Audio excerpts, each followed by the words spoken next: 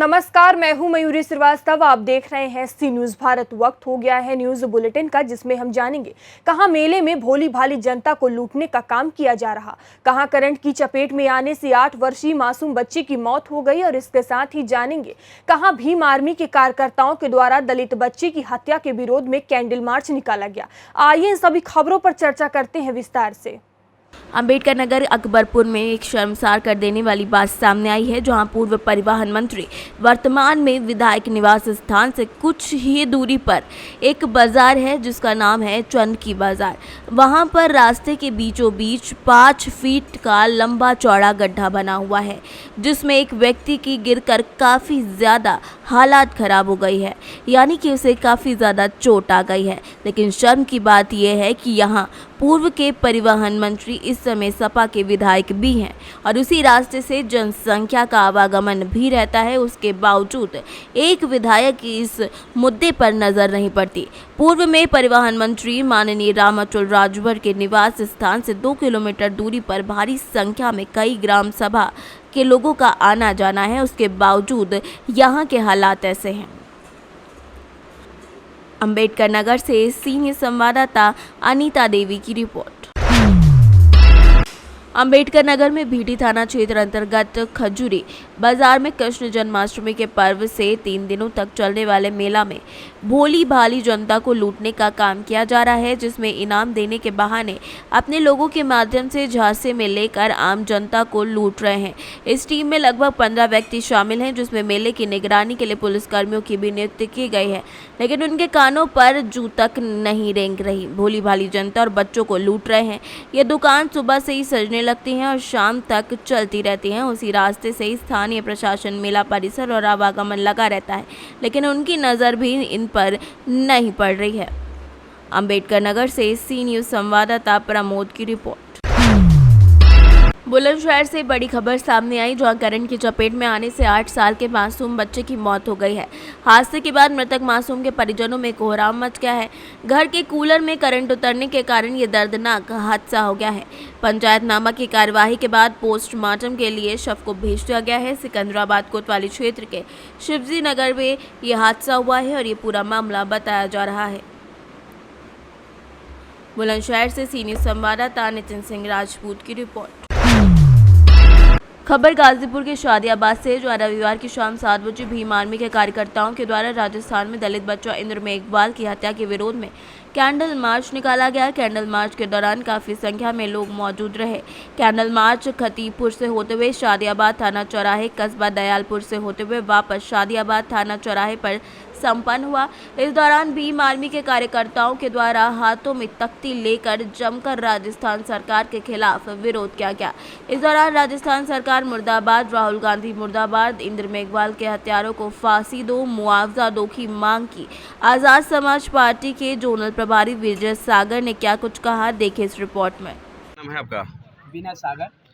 Candle march निकाला गया आपके द्वारा, क्या मुख्य उद्देश्य है इसका? देखिए, जो इंद्र मेघवाल भाई 9 वर्ष की उम्र में उनको पढ़ाई के दौरान केवल मटके से छूने से, जो पानी पीने के लिए मटका छू रहा था भाई, उसकी हत्या कर दी गई वहाँ के विद्यालय प्रशासन द्वारा, छात्र द्वारा, राजस्थान सरकार में। और पूरी तरह से निर्मम हत्या की गई है और जातिवाद चरम सीमा पे वहाँ है। और जाति देखकर जो है कि वहाँ पर छुआछूत के नाम पर उनकी हत्या की गई, उनको मारा पीटा गया, इतना मारा पीटा गया। जो ये तो जघन्य अपराध है, तो इस पे आप क्या चाहते हैं कि इस पे क्या कौन सी कानूनी कार्रवाई? देखिए, सबसे पहले तो आप जान लें कि लगभग 20 दिनों तक इसमें FIR दर्ज नहीं हुई। फिर जब भाई की हत्या, जब एक्सपायर निधन हो गया, तब उन FIR दर्ज हुई। और वहाँ के जो सवर्ण मानसिकता के लोग थे, मनवादी लोग थे, उन्होंने काफ़ी कोशिश की, गोलबंद कोशिश की कि इसको समझौता कर लिया जाए, दबाव बनाकर, पैसे देकर। लेकिन बात जब नहीं बनी, और ख़ासकर जब वहाँ का जो पुलिस प्रशासन है, राजस्थान सरकार, गहलोत सरकार, उसने त्वरित कार्रवाई नहीं करी और ना ही हॉस्पिटलाइज में सहयोग किया, ना उनके इलाज में मदद हुई और ना ही FIR दर्ज करने में मदद हुई। और एक चीज़ आपको जानकर आश्चर्य होगा, वहाँ कन्हैया लाल की हत्या होती है, उनके मामले में 50 लाख सरकार वहाँ मुआवजा देती है, और एक दलित, एक गरीब, एक पिछड़ा की जब हत्या होती है तो 5 लाख का मुआवजा दिया जाता है, जैसे इंद्र मेघवाल के साथ हुआ। वहीं जितेंद्र मेघवाल भाई जितेंद्र जी पिछले बार आपने देखा जो मोछ रखने के ऊपर उनके ऊपर हमला किया गया, उनको इतना मारा पीटा गया कि उनका निधन हो गया, उनकी हत्या की गई। यह स्थिति है, किसी तरह से हम बर्दाश्त नहीं करेंगे आंदोलन। गाजीपुर से सीनियर संवाददाता हसन खान की रिपोर्ट। मिर्जापुर में जंगल के रास्ते ले जा रहे 128 गौवंशों को बरामद कर लिया गया है। वहीं 6 पशु तस्करों को अरोरा पुलिस ने भी गिरफ्तार कर लिया है। पुलिस को मुखबिर की सूचना मिली कि कुछ पशु तस्कर जंगल के रास्ते गौवंशों को ले जा रहे हैं। सूचना पर पुलिस अधीक्षक मिर्जापुर द्वारा क्षेत्राधिकारी ऑपरेशन के नेतृत्व में थाना अरोरा में पुलिस टीम गठित कर पशु तस्करों की गिरफ्तारी और गौवंशों को बरामदगी के लिए निर्देश दिए गए। थाना अध्यक्ष अरोरा संजय कुमार सिंह में पुलिस बल के द्वारा घेराबंदी कर गौवंशों को क्रूरतापूर्वक बांधकर मारते पीटे ले जाया जा रहे 128 गौवंशों को बरामद करते हुए 6 पशु तस्करों को गिरफ्तार कर लिया है। थाना अरोरा में पशु तस्करों के खिलाफ पशु क्रूरता अधिनियम के तहत मुकदमा पंजीकृत कर गिरफ्तार पशु तस्करों को जेल भेज दिया गया है। वहीं तस्करों से पूछताछ में बताया गया कि आसपास के गांवों में कम दाम पर गौवंशों को खरीदकर बिहार के व्यापारी को अधिक दामों पर बेचने का काम करते हैं और बिक्री के पैसों से अपना जीवन यापन करते हैं। जनपद मिर्जापुर में थाना अरोरा टीम को अपराधियों के खिलाफ चलाए जा रहे अभियान में सफलता हाथ लगी है। सीओ साहब के नेतृत्व में एक गैंग पकड़ा गया है जिसमें 6 लोगों को गिरफ्तार किया है, जिसमें कि 128 गोवंश बरामद किए गए हैं जो ये लोग हाँक के अन्य जनपदों की तरफ लेके जा रहे थे। इनसे पूछताछ की जा रही है। इनके गैंग में अन्य भी जो लोग शामिल होंगे उनकी भी धरपकड़ की जाएगी। सराहनीय कार्य करने वाली थाना अरोरा टीम को पुरस्कृत भी किया जा रहा है। मिर्जापुर से सी न्यूज संवाददाता अनिल केसरी की रिपोर्ट। आजमगढ़ जिले के जहानागंज मुस्तफाबाद बौद्ध विहार में आज बौद्ध वर्षावास के अवसर बौद्ध संगठनों व क्षेत्र के सम्मानित लोगों द्वारा 1000 से 1500 बौद्ध भिक्षु व उपासक उपासिकाओं को भोजन दान की व्यवस्था की गई। क्षेत्रीय लोगों का उत्साह देखते बनता था। हजारों की संख्या में महिला पुरुष बच्चे मुख्य अतिथि के संदेश को सुनने के लिए उपस्थित हुए। इस अवसर पर कार्यक्रम के मुख्य अतिथि सारनाथ से आए परम पूज्य भिक्खु डॉक्टर स्वरूपानंद महाथेरो महात्मा बुद्ध के बताए मार्गों पर चलने से प्राप्त सुख शांति समृद्धि के बारे में विस्तृत जानकारी दी। आजमगढ़ से सीनू संवाददाता सीबी भास्कर के साथ राजू प्रसाद शास्त्री की रिपोर्ट। राष्ट्रीय स्वयंसेवक संघ की शाखा सेवा भारती मानव कल्याण के उत्थान के लिए कई प्रकार के माध्यमों से सेवा करने का संकल्प लेकर चल रही है, जिसमें शिक्षा के क्षेत्र में उत्कृष्ट काम करने की योजना के साथ जिले में एकल शिक्षा पद्धति और कोचिंग सेंटर संचालित करने की योजना बनाई है। सेवा भारती की प्रांत को योजना बैठक में पहुंचे प्रांतीय पदाधिकारियों ने पत्रकारों को संबोधित करते हुए सेवा भारती की योजना से अवगत कराया।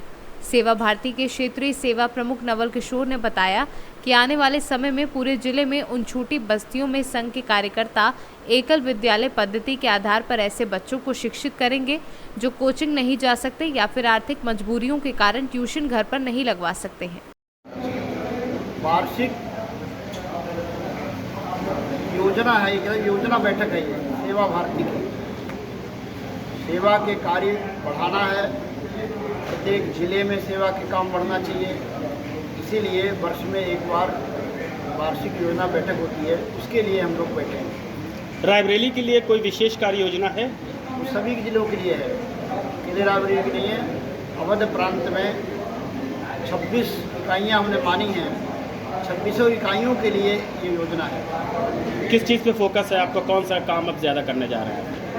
हमने शिक्षा की दृष्टि से बाल संस्कार केंद्र, अभ्यासिका और कोचिंग सेंटर और स्वास्थ्य के लिए चिकित्सा के कुछ प्रकल्प और उपक्रम की दृष्टि से मेडिकल कैंप और एक सेवा सप्ताह का कार्यक्रम है हमारा 12 सितंबर से 18 सितंबर, वो सभी शाखाओं के लिए होगा। उसमें सब लोग मिलकर के काम करते हैं, उसकी भी तैयारी है। कोचिंग की क्या रूपरेखा है, कब तक आ जाएगी अमल में? कोचिंग तो चलती हैं, अभी भी चलाएंगे। कई प्रकार की उसकी कोचिंग रहती हैं। एक तो एंट्रेंस की तैयारी रहती है, एक कुछ सर्विस के लिए कुछ ऐसे जो कम शुल्क दे पाते हैं या ऐसे निर्धन छात्र छात्राएं, उनके लिए तैयारी चलती है। अभी रायबरेली में चल रही है कोई? अभी ये कम नहीं चल रही है, आगे चलाने की योजना है। कब तक ये योजना है? एकदम से तो अभी तय नहीं है, लेकिन वर्ष के अंदर अंदर चालू कर देंगे। अन्य जिलों में चलती है केंद्र में, ऐसा है। रायबरेली से सीनू संवाददाता इंद्रेश की रिपोर्ट। झालावाड़ जिले के अकलेरा पंचायत समिति के ग्राम पंचायत मिश्रौली के गांव अरनिया NH-52 पर छापी बांध से 9 गेट खोलने पर नदी का रौद्र रूप दिखाई दे रहा है, जिससे निचले हिस्से के गांव मेठून, अरनिया, पोली को खेड़ा, हुनौती, मिर्जापुर कई गांव में खेतों में पानी ही पानी हो रहा है। बाढ़ के हालात काफी भयानक वहां हो रहे हैं, जिसका हालत देख सकते हैं। छापी बांध के अधिकारी से भी बात की गई तो उन्होंने बताया कि छापी बांध के 9 गेट खोल रखे हैं। मध्य प्रदेश में लगातार भारी बारिश से गेट खोलने की स्थिति हुई है। राजस्थान से सीनू संवाददाता रमेश शर्मा की रिपोर्ट। मध्य प्रदेश राजगढ़ जिले व्यारा शहर में रविवार सुबह से ही जारी तेज बारिश के कारण अजनार नदी के उफान पर आने के कारण क्षेत्र के अहिंसा द्वार, जगात चौक, पंचमुखी हनुमान मंदिर, अंजलि लाल मंदिर रोड, इंदिरा नगर, भवनगंज, रामलीला मार्ग पर बाढ़ के हालात बन गए हैं। इस दौरान कई लोग बारिश के कारण अपने घरों में ही कैद हो गए हैं, जिन्हें देर रात तक प्रशासन के द्वारा रेस्क्यू कर बाहर निकाला जा रहा है। राजगढ़ से सीनू संवाददाता रामबाबू चौहान की रिपोर्ट। आज संभल थाना हजरत नगर गढ़ी क्षेत्र के गांव धीमर खेड़ी मोहम्मदपुर मालनी में लगभग 8 से 10 किसानों के निजी नलकूपों के रात किसी टाइम चोरों ने स्टार्टर केबल काट कर ले गए। ट्यूबवेलों में जरूरी सामान रखे थे, वह सब समेट कर ले गए। लगभग 50 से 60 हज़ार की चोरी की है और किसानों को इस समय बरसात ना होने की वजह से वैसे ही काफ़ी नुकसान है। जैसे कि बरसात नहीं हो रही है तो पानी की समस्या बहुत ज़्यादा बनी है। फसल के लिए किसान इस समय खाद लगाए हैं और दवाई की ज़रूरी सामान लेकर आए हैं। अब एक और नहेले पर दहला चोरों ने किया है। एक एक किसान को लगभग 4 से 5 हज़ार तक का नुकसान दे दिया है। क्या नाम है आपका? उस्मान खां। कौन से गांव के रहने वाले हैं? मोहम्मदपुर मालनी के। क्या हुआ है गांव में आज? गाँव में स्टार्टर चुड़ गए आज। कितने ट्यूबवेल के जुड़ गए? कम से कम 15-16 ट्यूबवेलों के खुल गए। कितना का नुकसान हो गया हुआ लगभग? कम से कम 60-70 हज़ार का नुकसान हो गया। कभी और भी हुआ पहले? हाँ, पहले भी हुए थे। संभल से सीनू संवाददाता जगतपाल सिंह की रिपोर्ट। फिलहाल इस न्यूज बुलेटिन में इतना ही। देश दुनिया की तमाम खबरों के लिए देखते रहिए सी न्यूज भारत।